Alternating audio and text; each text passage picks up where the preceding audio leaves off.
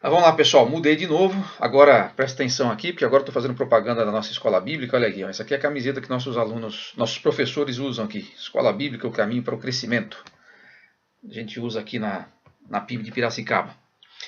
O terceiro assunto que eu quero que você discuta aí na sua reunião ou na sua análise que você está fazendo, às vezes pessoal, até pode ser que você está assistindo esse vídeo sozinho ou com outras pessoas, é a questão da construção do aprendizado, é assim chamado pelos pedagogos aí, né? Como é que você faz para que haja essa troca, né, e para que haja ensino e aprendizagem? Lógico que eu não vou falar sobre muita coisa aqui em 3, 4 minutos, mas é preciso destacar algumas coisas. Ensinar é comunicar. E comunicar não é simplesmente falar uma porção de coisas. Pode ser que eu estou falando uma porção de coisas aqui para você, nesses vídeos que você assistiu, e não estou comunicando nada. Por exemplo, pode ser que o que eu estou fazendo não faz nenhum sentido para você. Pode ser que o que eu estou falando para você não é exatamente aquilo que você queira ouvir ou que esperava ouvir. Então, você não ensina se você não comunica. E comunicação não é o que você fala, é o que a outra pessoa entende. Então, o que a gente pode fazer? Você não tem como controlar o que a pessoa vai entender ou o que ela vai deixar de entender. Mas você tem como se preparar o melhor possível para que o processo que você vai usar seja um processo que tenha, por exemplo, começo, meio e fim, que tenha coesão, que tenha coerência, que o conteúdo seja alguma coisa que a pessoa consiga saber de onde você saiu e onde você vai chegar. Como é que você faz isso?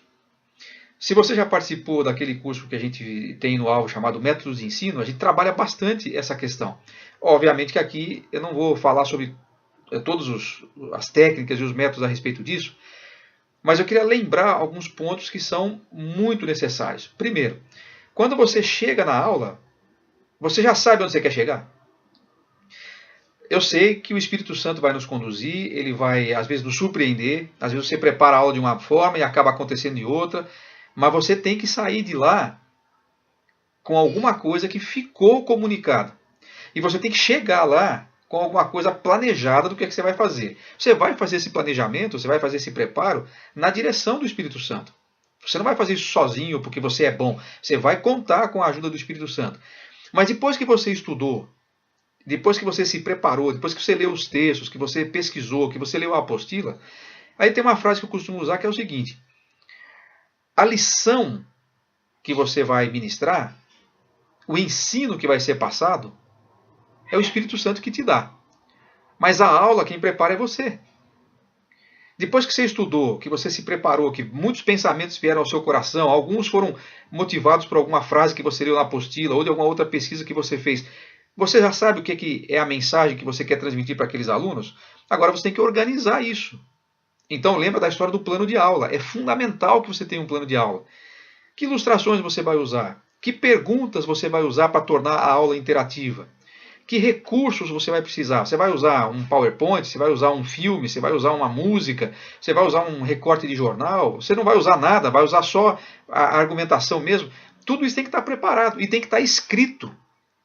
O professor, depois de um tempo, ele começa a confiar demais na sua experiência. Ele não prepara mais a aula. Ele dá uma estudada, dá uma olhada e não faz nem sequer um esboço. O que vai acontecer nesses casos?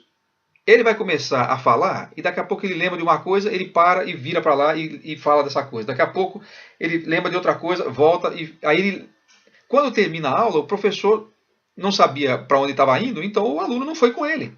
Simplesmente isso. Isso torna a aula desinteressante e afeta demais a possibilidade de aprendizado. Então, a pergunta que eu quero deixar para você discutir agora é essa. De certa maneira, a gente já falou um pouquinho disso no primeiro vídeo. Mas eu queria que especificamente vocês discutissem isso agora. Qual que é o seu processo de preparação de uma aula? Não somente assim, quanto tempo você leva, em quantos dias você prepara, mas em que momento você senta e fala assim, bom, agora chega, não vou pesquisar mais nada, não vou ler mais nada, a minha aula vai ser assim, a introdução vai ser assim, eu vou destacar esses pontos nesses minutos e vou terminar assim, e vou fazer essa pergunta. Em que momento você faz isso? Você já fez um plano de aula junto com os outros? Talvez seria um bom exercício fazer. Por que vocês não montam uma aula juntos?